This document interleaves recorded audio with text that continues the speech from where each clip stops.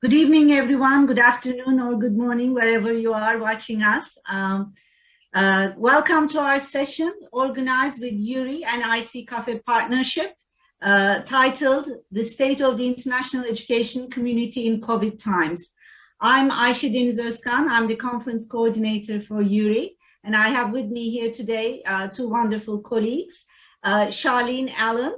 Charlene is the co-founder and managing director of the Ayse Global Partnership, and international training and development business focused on international higher education. Charlene has 22 years experience in UK higher education, working in different roles across marketing, recruitment, and internationalization. Happy to have you here, Charlene. And I also have with me Sirin MYLES. Sirin is the co-founder and managing director of the Ayse Global Partnership. She's a highly experienced international leader, a specialist with 25 years of experience in diplomatic and higher education organizations in Turkey and in the UK. She's also a professional coach and works with institutional leaders to realize their organizational potential. Charlene and Sirin, I asked you here today because you started Ayse Café, a series of webinars, international webinars on international higher education, right after the pandemic hit our sector. And it's been 1 year since, and you've held 44 webinars and talked to a lot of colleagues in more than 40 countries, I hear. So you were able to keep the pulse of the international education community. And that's why I wanted to chat with you today and get your impressions on how we are doing as a community, as a people, as international educators. Sirin, let me start with you.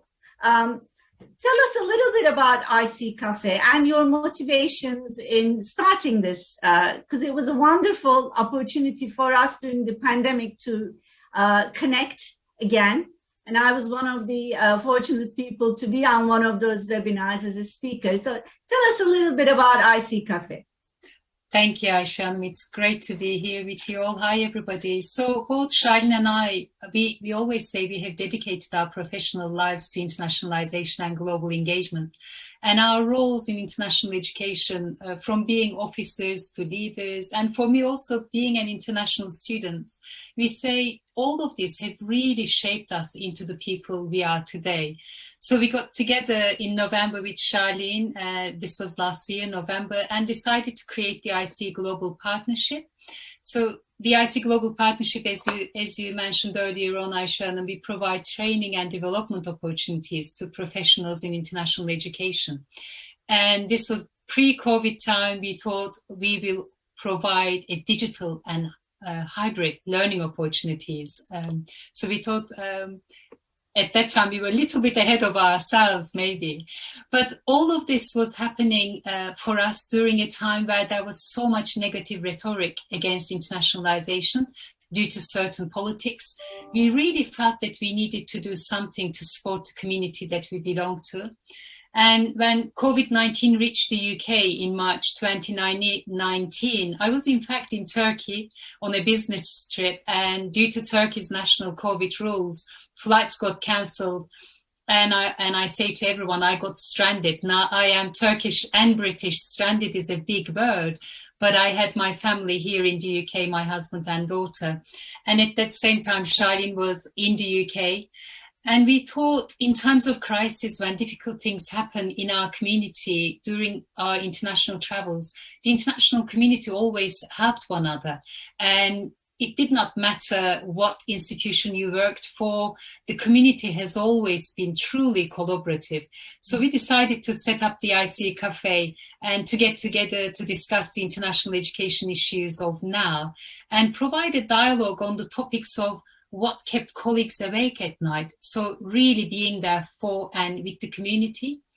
And certainly Charlene and I have been in situations thinking right back during crisis happened.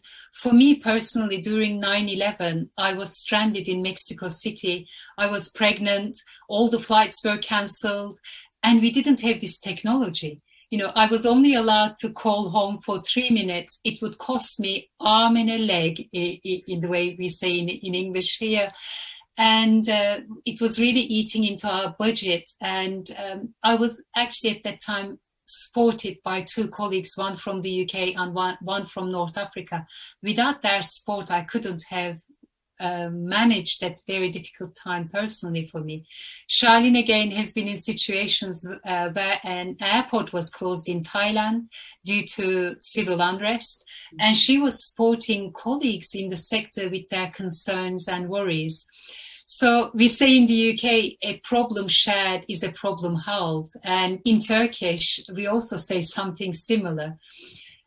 And so we sent an invite to our international heads and directors colleagues for the first time. This was last March, nearly a year ago. So on 23rd of March, it will be a year since we set up the first Ayse Café.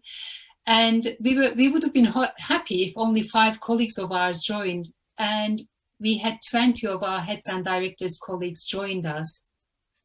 And since then, the community has really grown. We have 40, until now we have ran 44 cafes. Within the cafe, we started with heads and directors, but one of our core values is inclusivity. Colleagues across the education sector were reaching out to us to say, could we join? So we then created the global cafes, which meets monthly, and where we have an across the sector dialogue. Now, nearly a year on, we have more than 850 colleagues joining us within the community from 41 different countries. 300 of them are heads and directors of international offices. So at the cafes, we discuss so many different topics, best practice examples, as well as some topical conversations we had, such as sustainability, environmental sustainability, which is one of our core values again. We had some really excellent speakers. Our speakers have been great. Thank you to you. You also joined us. Our speakers have really been giving, you know, sharing openly. And the community members have said to us that the cafe topics were very timely, and the topics and discussions at the cafes sparked ideas, enabled them to network and meet new colleagues. And I think the other important thing to share is the community members saying that by coming to the cafe, they do not feel alone in dealing with the problems that they are dealing with, getting together and talking about the same issues among the community with the colleagues who are going through the same pain and challenges as you is really very helpful and has been helpful to our community members. So colleagues who are joining us today as well, if what you hear sounds like something you would like to be part of, we would love to have you as well joining us. Thank you, Ayse. Thank you, Sirin. Let me turn to you, Charlene, and ask about these topics or themes that you discussed with our colleagues around the world. I'm guessing as the impact of COVID changed and grew, these topics also showed some differentiation from the first couple of weeks into summer, the beginning of the fall semester, and now we are about to, you know, close the second semester, and we are now looking into the new admission season. So what were the topics, the themes that you discussed throughout these 44 webinars you held since, and how does that give you the sense of the sort of the changing agenda of international education? Thank you, Ayse, and thank you for inviting us to join you, and hi everyone out there who's joined us on this session.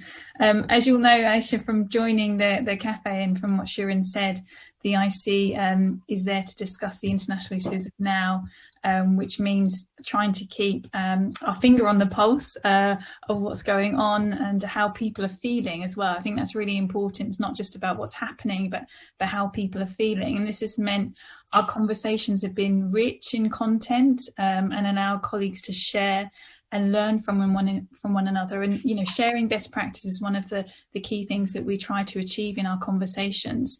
And I think about what we discussed and how we've approached the topics and themes, and they fall into two categories really. The individuals themselves and the institutions that they're working for.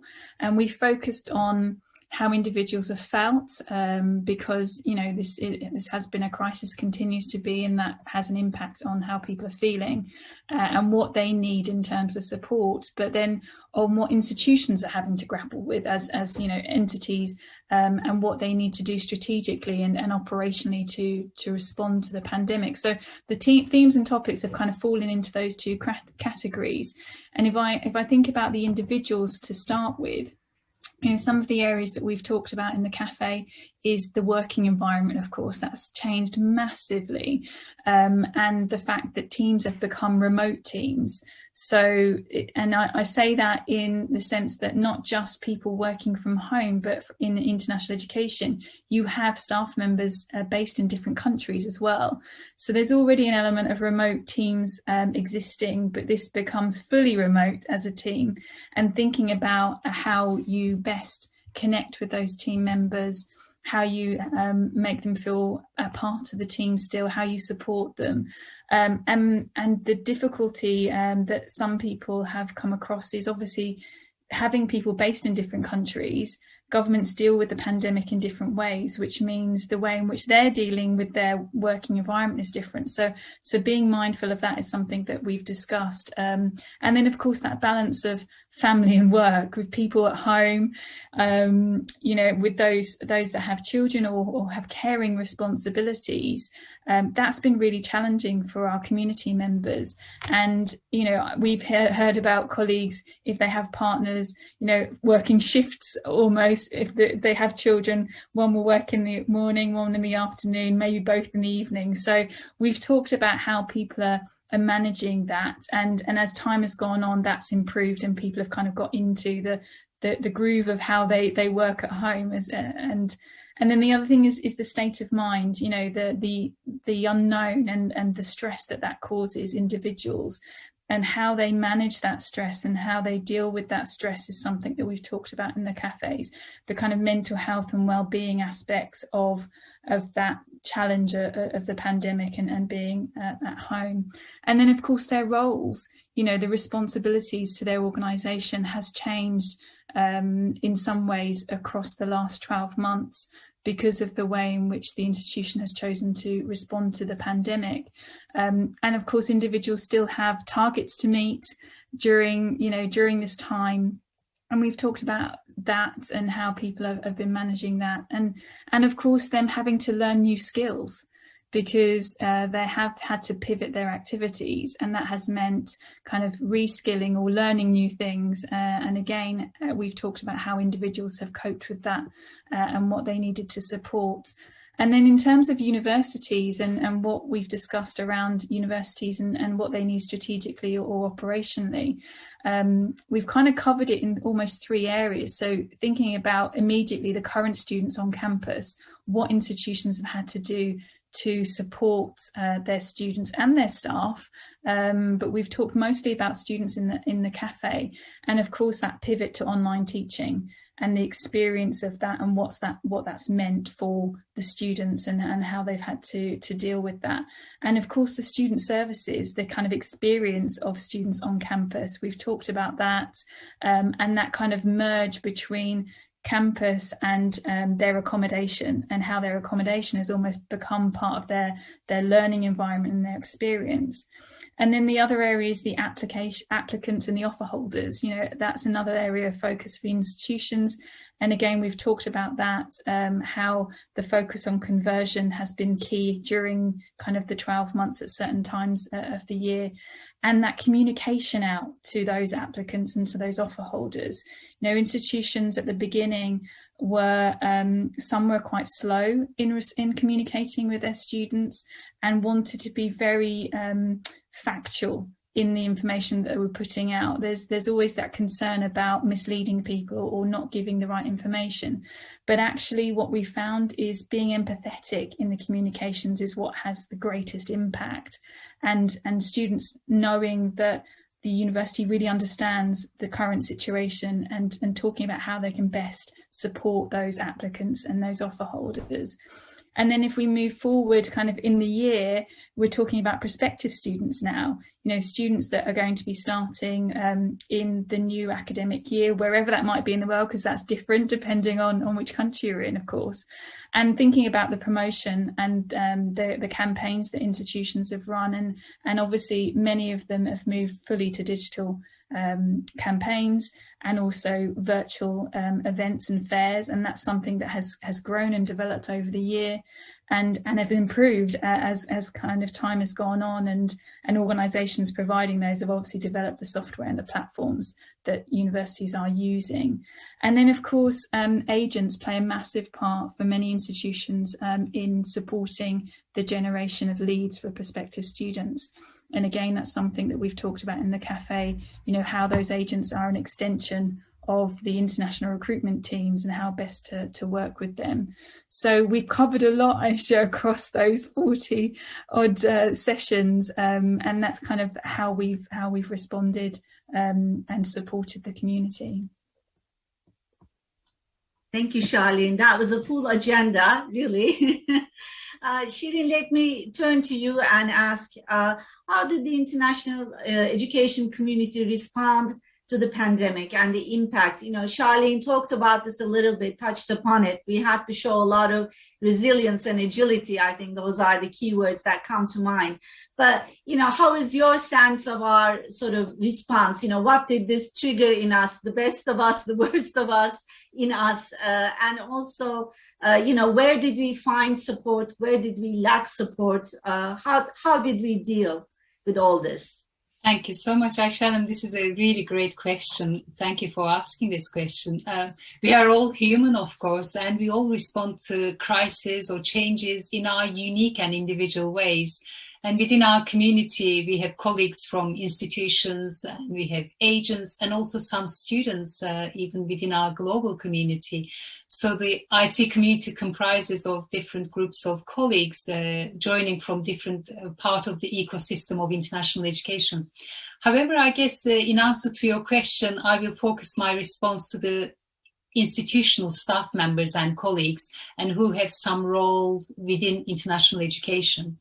So colleagues in international education work within a global context, and to do their daily work, this is pre-pandemic, they work and respond to multiple governmental and educational policy structures and regulations which change regularly and require colleagues to be listening, taking relevant actions in their response that would work to enable them to achieve their institutional goals whilst meeting the rules and regulations of the environment that they work in, also meeting and responding to their students and their institutional partners' goals for the relationship to be relevant and beneficial for all. So it's easy to be seen international education colleagues have strong skills of listening and being flexible and adapting and building approaches that work for all parties for them to be sustainable. So, you know, entering into pandemic, I think our international education community come into it with all of these skills there. The sense of always having to catch up is a space where colleagues within international education are always familiar with as well. During their international travel, doing their daily work, joining exhibitions, visiting partners, meeting students, at the same time managing and delivering their daily work, catching up with the office back at the home campus. So once again, international education colleagues have these skills of juggling and identifying where to focus and prioritize. I think, however, the pandemic, building on what Charlene said earlier on top of the business as usual, has brought a very difficult time to juggle as well as everything else. And there has been the pressure of the unknown for the professional work that they do and the real, genuine existential worries of how this COVID-19 affects, you know, my health, my family, and my loved ones. Pivoting to remote working due to the pandemic is, I think, and we observed, is something that the international education community has been the best prepared colleagues in their institutions. Because of course, for those traveling members, they were already set up to do their work remotely. They had their laptops and they were the best prepared ones to have their exhibition banners and use that as a backdrop to cover the homely mess we might have. But working from home and having to also juggle commitments at home, especially with young children, homeschooling, etc., all of these newer challenges that the community found themselves in a similar situation to everyone else.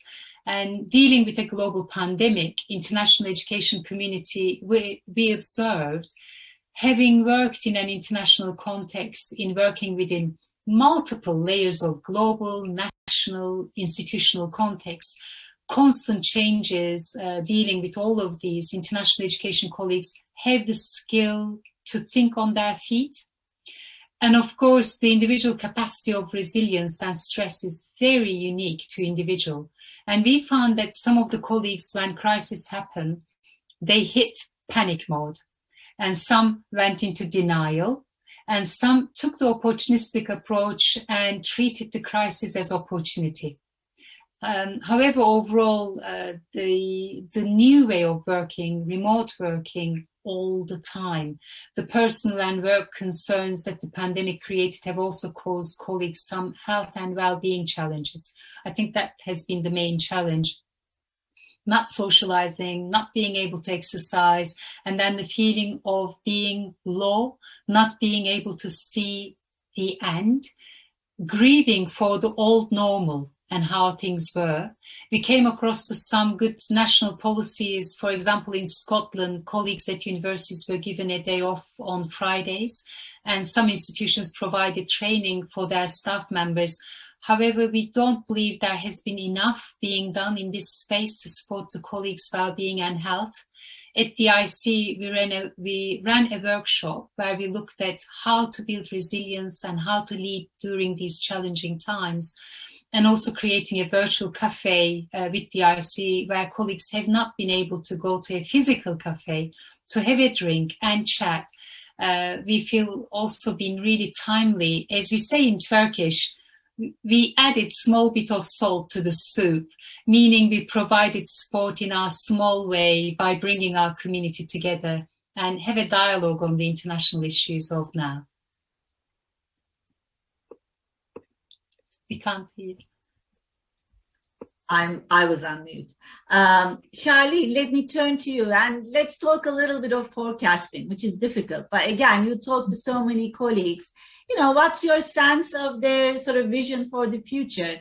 Are they thinking that this is going to be over soon? There's going to be at least a return to a new normal and then a recovery of, let's say, international student mobility and things like that?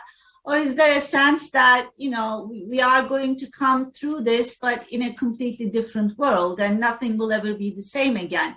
So what's your sense there? Really good question, and something that has been in discussion for the last few months actually across the community. And I think there is a desire to go back to doing things the way we did them before. And as Sirin mentioned, there's that kind of sense of grief for the longing of what was. And certainly, as an individual who has travelled for many years across the world, I certainly miss the travel, and well, I don't miss the length of, the number of hours on a plane, but I certainly miss that kind of meeting new people, experiencing new cultures, really kind of understanding new education institutions, and so there is that sense of wanting to go back to that, but and all those things that we did before COVID. But there is also, I think, an understanding that COVID is now here for the foreseeable future, and we will have to adjust to a new way of doing things. But there's also an appreciation for the innovation, I think, that we've observed and continue to observe due to the pandemic. And we've seen institutions deliver, annual projects digitally, and really kind of pivoted and kind of embraced the digital alternatives that have been possible. And recently we heard from a colleague in South Africa that had a delegation plan for partnership development, which they pivoted to create a virtual tour of institutions and facilitated conversations for the creation of new partnerships online.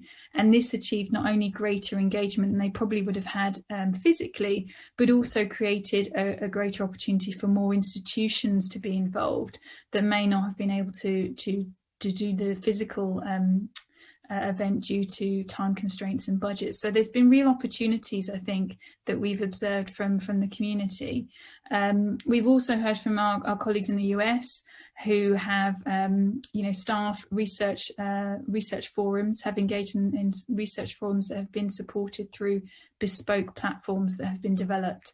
And that's been about sharing research projects to develop research collaboration and facilitate joint funding bids. So that kind of serendipity experience that the academic community normally experiences through physical conferences. So we've heard about that as well. And all these changes due to the pandemic should be seen as an opportunity to review how we've done things in the past and look at how we can incorporate them into the future. And I'm not saying that everything needs to be digital, but there is a consideration there, and it is brought to the forefront of our minds when we think about the pivoting of what's happened recently. And then this will also, I think, help institutions to support the environmental sustainability of internationalisation. That's something, again, that we've talked about in the Café. And but there is obviously an understanding that there continues to be a need for face-to-face as well. That connection and that networking, that energy that you get from people being in a room together, I think still is important, and again allows that serendipity kind of moment that I talked about, that we experience, and that can lead to great things in international education, that kind of serendipity moment. And then that's balancing the new digital channels that have served internationalisation well in many ways, and is worth thinking about when looking at balancing the need for sustainability and the vision of internationalisation, and that again is something that we've discussed. So I think there is hope to return to some activities which I believe will be possible at some point, and is needed, I think, that face-to-face, but also the appetite to reassess areas, making the future of international education look a little different, but perhaps for the better. Thank you, Charlene. Let me sort of go to a more sort of unpleasant question, which is, there's been an increasing unemployment in our sector, in international higher education. Some a bit based on the loss of revenue of international student recruitment, maybe other reasons as well, but, an increasing job insecurity, increasing unemployment. And this is, on our mind. Sirin mentioned existential sort of questions, and this is a professional existential question. Is international higher education going to come out of this alive and well? And do we have an employable sector still, or do we need to look for jobs? Do we need to upskill and invest in some professional development to find, our niche in this sort of ever more sort of competitive job market? So I don't know, this sort of goes both to you, both of you. Sirin, would you like to sort of start, or? I don't mind. Sirin, do you want me to start, or shall I go first? Why don't you start, Charlene, and I'll head. My dog is barking at the background, so it will give me a few moments. No, this is a very serious and difficult question, as you say, and yes, unfortunately, there have been redundancies in the last year, and the financial difficulty that many universities find themselves is felt globally. It's not just one area of the world, and some are in better positions than others, of course, but I don't think anyone has really escaped the impact of the pandemic in many ways, and one of them financially. I think that said, I don't believe the sector is shrinking necessarily, but I think more evolving and adapting and reshaping itself for a different type of future in international education. And I think, you know, international education is needed more than ever now. It plays a really important part in the development of the world and the people that live in it. So I think the benefits that international education contributes to the world and society can never be underestimated, and the contribution that it makes economically is clear and is often discussed, and something again that we've discussed. But at this time, I think we should really focus on the positive cultural and societal impacts it has across the world, and the connection it brings with it across people, across research, and that cultural understanding that I've referred to in my other responses. And it's education without borders. You know, that is so important again, I think, for now and in the future. And we've heard from community members actually that during the early months of the pandemic, institutions were looking at how they could best respond to what was happening. And one of the ways that they did that was to look at colleagues' roles and where the impact of COVID meant they were unable to go about their work the way that they would normally, and then reassign those colleagues actually to areas where they were needed. So, for example, we heard about international office staff who would normally be travelling and were grounded, obviously, for the pandemic, were asked to support colleagues in admission services, for example. Or, of course, the institution had an increase in the number of inquiries that were coming in, so they were asked to support that area. So whilst the institution was pivoting their work to a kind of a more digital approach, colleagues were kind of being reassigned to different roles, and that reassigning of staff shows, I think, us that institutions may not necessarily need less people, but they may need them in different roles and delivering different services. And that kind of leads into what I was saying before, that I don't think the sector will shrink necessarily, but kind of reshape itself to respond and resource itself in a way that best supports the future of international education. And this will then require, of course, some staff to reskill and for institutions to support their staff to fill that potential skills gap. I'll stop there because Sirin's dog might have stopped barking. Thank you. Do you want to add something? Yeah. Well, I guess, I mean, Charlene's response has been really thorough, but I guess one thing to add, thinking about in the short term what we observed in Australia, if you look at Australia, the severity of the pandemic, especially on international student recruitment, been really big on the institutions there, because obviously they closed their borders, and we have heard that there has been strong number of redundancies in Australia. If you look at the UK, I think this year UK institutions have been protected in a way by having the organizations such as Universities UK International. They are there to create this one voice for the organizations, institutions in the UK, and they become the lobbying voice. So over the summer, UK government announced that international students could physically travel to the UK. At that same time, US, had really unhelpful politics still going on. In Canada, there was this mixed message. If you had your offer by a certain day in April, you could travel into the country. If you didn't, you can't travel. I believe in Turkey, you were not able to travel into the country as an international student. There were these other countries that physical travel was not being offered. I think for the UK, even though the COVID numbers were really high, by hearing that physical or some normality being offered, students and parents, they opted for that. And some institutions in the UK, they actually recruited above their target numbers. Now, some institutions obviously have not been able to meet their targets. So I suspect it will be interesting to watch and see what will happen this October. you know, what the international student numbers will look like. And there has been reassignments in the way that Charlene talked about from international offices doing other kind of work within their institution. And in a way, it enabled those colleagues to see what was happening in other parts. And in the same way, we heard accommodation colleagues or admissions colleagues starting to talk directly with international students and parents. That didn't happen before. So,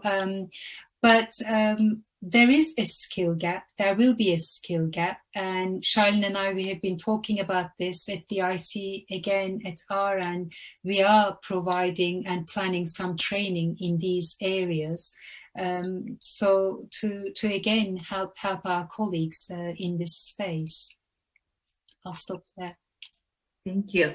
I'm looking at the questions now, and this one is sort of connected to this sort of loss of revenue because of international students being unable to sort of travel to certain destinations, and the institutions losing a lot of revenue, and you know, institutions not just changing their teaching and learning, but the way they recruit students as well. So this has been changing as well.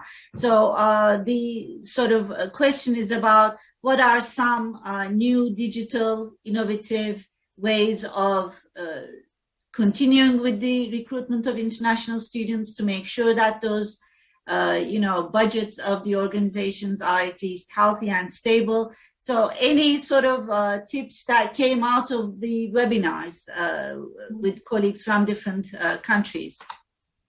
Recruitment best practices, I guess I can sort of summarize the question. Charlene, I'll let you start first again.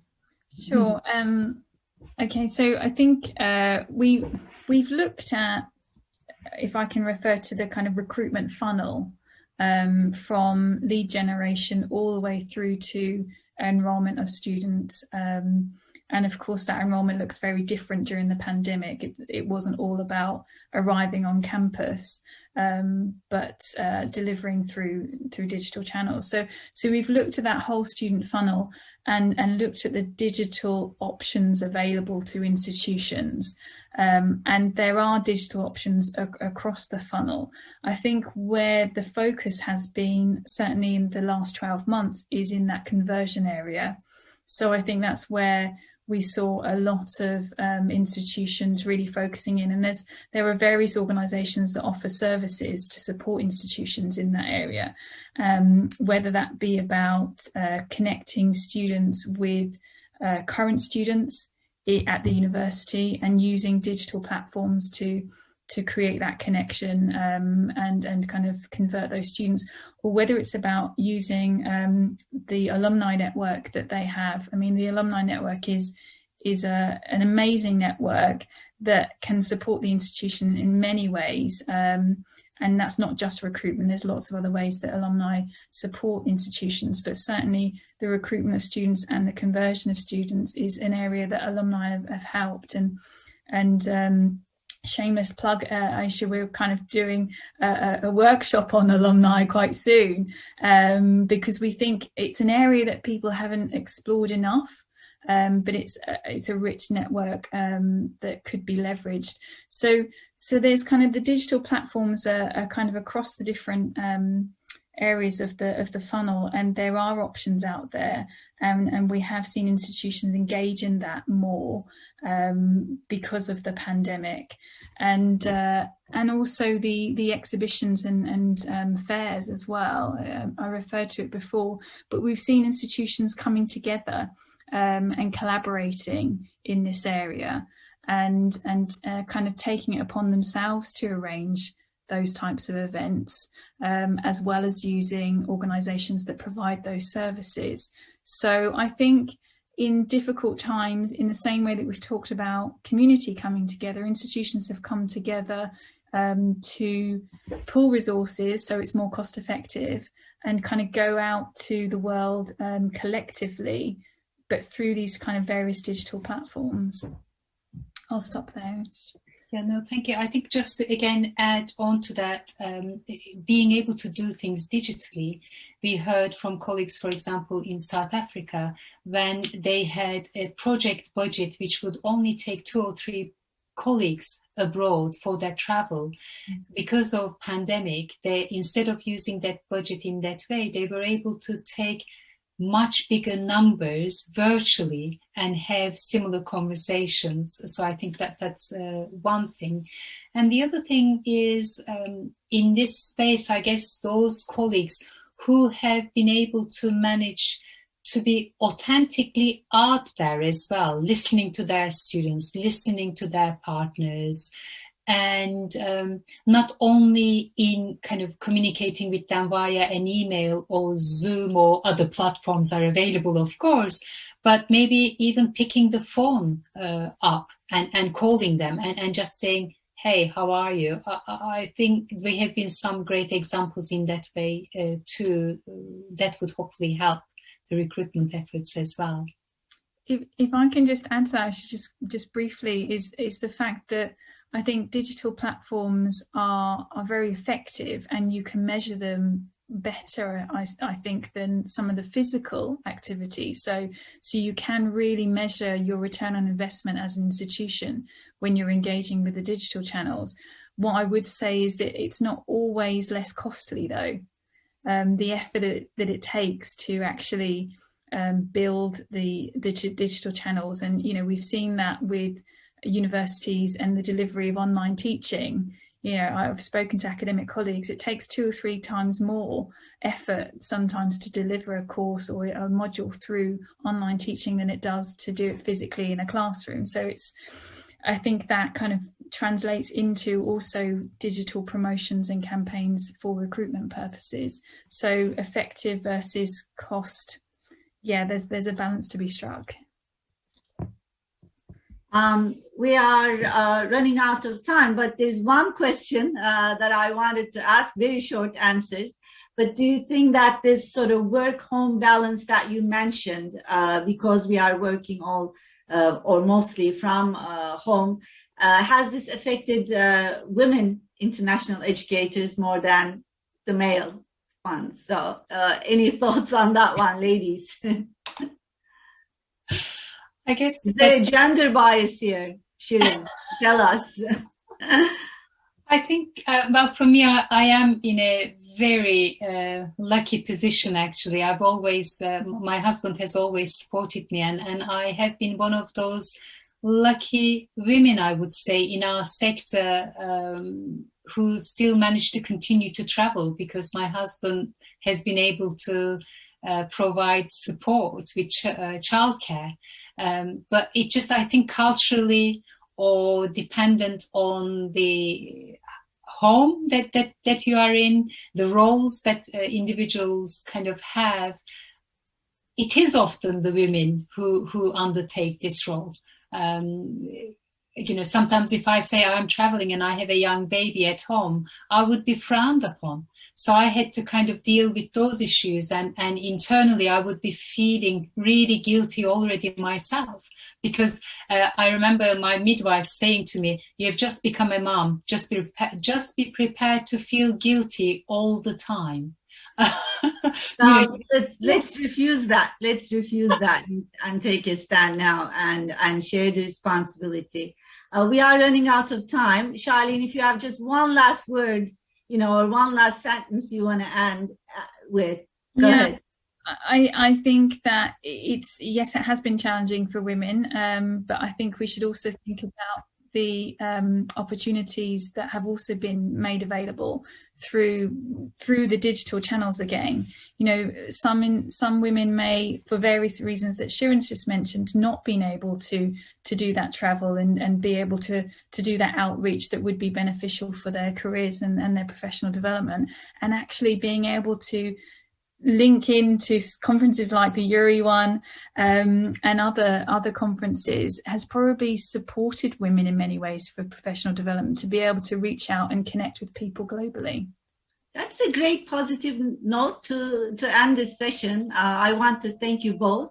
Thanks to our audience for joining us, and we'll keep the conversation going. We have 2 full days with panels. Do join us again. And thank you, Sirin, and thank you, Charlene. Good night, everyone. Thank you. Bye, everyone.